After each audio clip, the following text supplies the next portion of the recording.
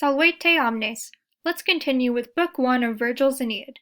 Sunt mihi bis septem praestanti corpore nympae, quarumque forma pulcherrima Deiopeia, conjugio jungam stabili propriamque dicavo, omnes ut tecum meritis pro talibus annos, exigat ut pulchra faciat te prole parentum.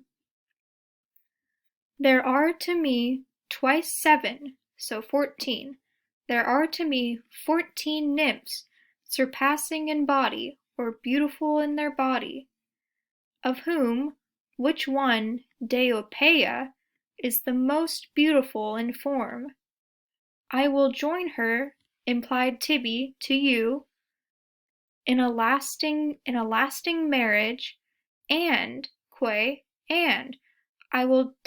I will call her your own, so that, for such great merits, she will endure with you all the years, and she will make you a parent with a beautiful offspring. So in this passage, Juno is really pulling out her power as the goddess of marriage. She's talking about providing a wife for Aeolus as a bribe to get him to do what she wants. And what does she want?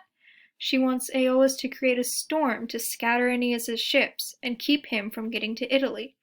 So she's pulling her card as the goddess of matrimony and saying, I will give you a beautiful wife and she'll give you beautiful children and you'll be happy, and for such great merits this will be your reward.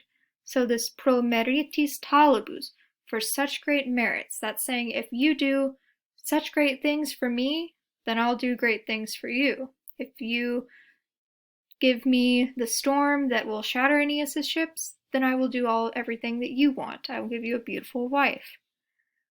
So there are to me twice 7 nymphs beautiful in form. Deiopeia, the most beautiful in form. Ablative here. And I will join her. Oh, this is important to point out. This is a future active verb from jungo jungere. Since it is third conjugation, you have to do the ham and 5 eggs rule, which is am. This is the ham sort of part of it, if you know that abbreviation, for the future active indicative. I will join her to you in a lasting marriage, and dicabo, remember bo bis bit, that is what happens with the first and second conjugation of the verb. I will dedicate her, again future, I will dedicate her as your own, so that